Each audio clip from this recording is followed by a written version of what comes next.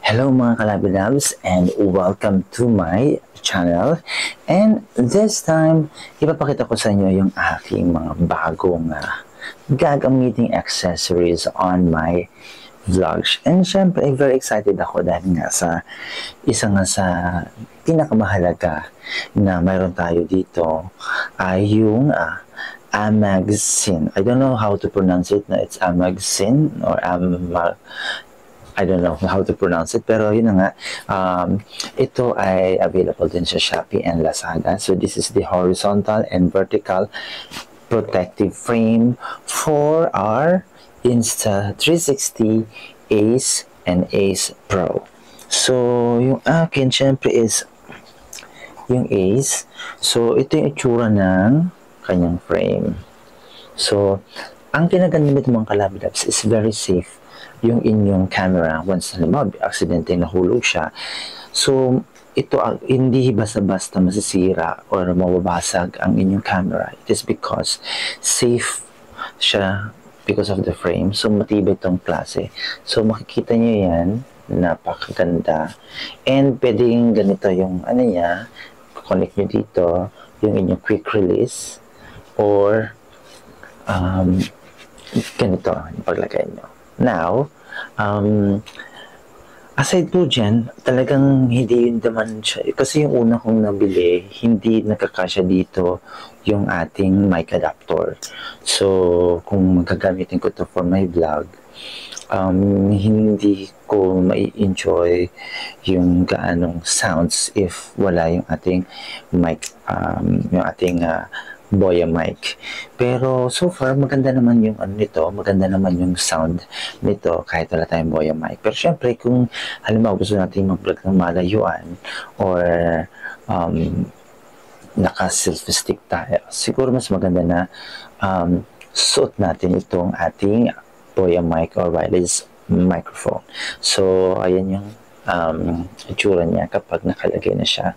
So mas nagiging mas astig yung itsura, no? Mas maganda and mas safe yung inyong camera. So, kailangan talaga dapat maingat tayo sa mga gamit kasi hindi kumura yung mga binibili natin ng mga gamit. And, syempre, kung bibili tayo, dapat yung talagang sure na talagang safe and mas maiingatan yung ating mga gadget.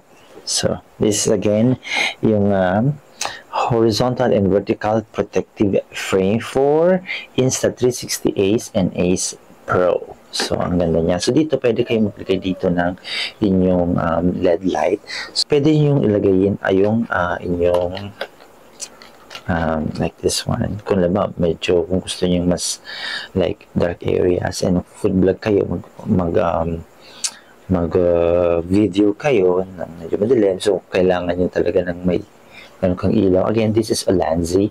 So, I think it is worth 800 pesos. Yun ang Ulanzi. So, lalagay natin dito or it's either dito sa side. So, pwede tayong maglagay dito. So, meron naman siyang screw. So, pwede siyang mailagay nyo dito sa side kung gagamit kayo ng inyong flip screen. Okay? So, isa lang ito sa mga ginagamit natin. And syempre, isa pa sa talagang sobrang saya ko. When I received this one, this is the Insta360 Power Selfie Stick. So, ang ganda din ito mga Kalabinabs kasi nga, bukod sa na-adjust yung length niya, no? Pero gusto nyo mas mahaba, ay pwede nyo i-connect on your camera. Automatic siyang mag-charge. So, mayroon siya ditong cord. Like this one. Ito yung cord niya. Parehas USB to. And then, i-connect nyo siya dito. Not that one. And to your camera. This one. So, dito siya. Automatic. Mag-charge yan. So, nakita natin yung red light. So, ito yung kanyang kasama. So, since yung gamit natin is itong V-Rig, no? So, minsan kailangan ilagay mo pa siya dyan. Isa pa sa sinihiram ko is itong Ulanzi. So, ginagawa ko, ito, tinatanggal ko to para hindi na ako mag-screw. Aalisin ko to na key. Ayan. Then, ito yung ilalagay ko. Kasi nga, parang, kasi mas okay sa akin yung iniikot-ikot to. So, para i-adjust natin siya. Like this, kunyari. Skip na siya. Yan. So, ang gagawin ko is i-screw ko dito. So, ganito lang siya. So, alisin muna natin yung charging niya. So, dito ko na siya. Kasi since meron naman siyang parang ito na lang iniikot ko dito. So, yan. Ganyan. So, ang gusto ko kasi dito sa Ulanzi is tawag dyan. Ayan, so, mangyayari nito, ayan, ganyan. So, dito natin siya sasaksak. Ayan, ayan. So far, abot pa naman yung cord. Hindi pa naman siya ganun kalayo yung cord. So, that's it. So, ang ano kasi nito mga Kalabilabs is, pwede ko siyang ganito or pwede ko siyang ganyan. Kaya isa sa gusto ko is the Ulanzi kasi hindi na ako maglalagay-lagay dito para i-mount pa. So, ito na mismo, pwede na siyang gamitin for portrait. Yan. So, kaya kinihiram ko yung itong tawag dito, yung head ng Ulanzi. If gusto kong mag-vlog using this selfie stick. So, automatic, no, kapag naka-attach na siya, so makikita nyo yan, ito yung power on. So makikita nyo yan, pag pinindot nyo to, automatic mag-on na yan. See? Diba? So, and then ito yung stick na to, this one is the play button. Na? Yan. Nag-record na po yan, and then pwede nyo i-stop. Yan. And dito, itong taas na to, ito namang power button na to, itong sa gitna. Pwede itong magpili kayo ng mga options like this one. Ayan. So, pwede na kayong pumili kung mag-ano kayo, slow motion, recording. So, madami na dito. Sa camera, time-lapse, ayan, HDR. So, nagiging siyang selection. At the same time, kung, alam ba, nasa travel kayo, nasa ano kayo, field trip, ayan.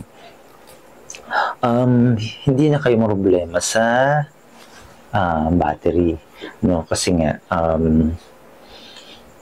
hindi daw kahit kasi it's a 4,500 milliampere. So medyo kasya na ang whole day activity kasi parang katumbas na isang cellphone, no?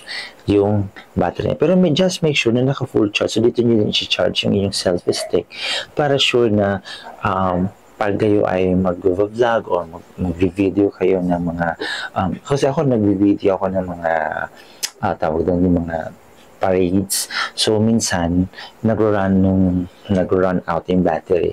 So, hassle sa akin yung tawag doon, yung nalulobat bigla, So, kailangan na yung selfie stick natin ay, ito nga, meron na siyang, pwede na siyang pang-charge. At the same time, halimbawa, sobrang taas na, At least, kahit gaano kataas, kahit gaano nakahaba yung inyong selfie stick, hindi na kayo kailangan mabawa at pipindutin nyo pa yung play button or yung capture para lang mag-take pictures. So, automatic ito, pipindutin nyo na siya. So, magka-capture na yan or mag-record na yan. But, ano lang ito, this selfie stick is hindi po siya waterproof. So, iingatan po natin. If medyo maulan yung panahon, wag natin itong gamitin. Now, if gusto mo mag-vlog, so kukonek mo yung microphone. Actually, hindi gumagana yung power button niya kapag naka-attach yung mic adapter. So, yun ang na-discover ko kanina. Pero, na-charge siya. Pero, hindi mo magagamit yung button once na naka-attach yung mic adapter. So, may mga ganun talaga. Pero, typically, for vlogging naman, I think malakas din naman sounds nito, na-try ko naman ito. Okay naman yung sounds nito. And siguro, kung mostly naman yung mga wireless microphone, ang gagamitin ko is the tripod. Para naman talagang, kahit itayo ko lang siya dyan, so walang problema. So, parati ko pa rin kasama yung tripod, parati ko pa kasama. Ito kasi, ang purpose nito is kapag magko-cover ako ng parade. So, syempre mas maganda yung parang, di ba, parang tawagan, parang drone, wala pa tayong drone. So, madaming pwedeng gawin dito sa selfie stick na to. Kasi sobrang haba niya. So, may mga effects tayo na parang drone shots. So, parang, ganun tayo, diba? So, ang saya-saya.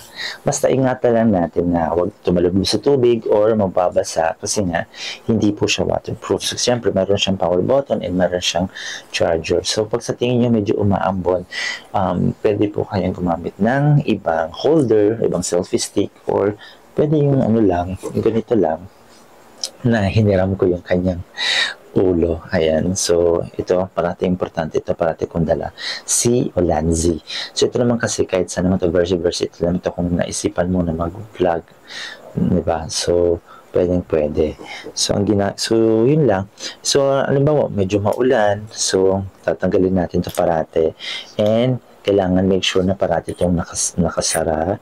So, kung hindi naman natin ito kailangan na selfie stick, dahil medyo umulan, no, ialisin lang natin siya dito. Dali. Yan. So, very safe kasi matagal siya matanggal. Oh. Tingnan nyo, diba? So, yun. And, ililipat natin siya dito. So, diba? Very convenient na hindi na ako mahihirapan magtanggal-tanggal ng camera. So, so handy. So, pwede pa rin naman kayo although, syempre, wala yung remote. Pero, kung medyo maulan, you can use this one. So, ito naman ang purpose na ito. Para makasave kayo ng battery, syempre, kailangan ipag-off nyo kapag hindi nyo ginagamit yung camera. Iwasan yung sobrang standby yung inyong camera para at least hindi siya nalolobat. And also nga pala, no, you can use it kahit walang battery. Pwede nyo gamitin lang to na walang laman tong battery. So, ang daming option. You can use power bank. Pero syempre, hindi convenient masyado yung may mga wire. So, like, for example, pupunta kayo ng aakyat kayo ng bundok, I prefer siguro yung dito sa may chest. Pwede nyo gamitin yun, or yung sa may ulo, pwede rin. Pero just make sure na nakasecure, or pwede naman to. Pero kung kailangan kasi dalawang kamay, siguro I advise yung it's either yung pinili natin na magnet.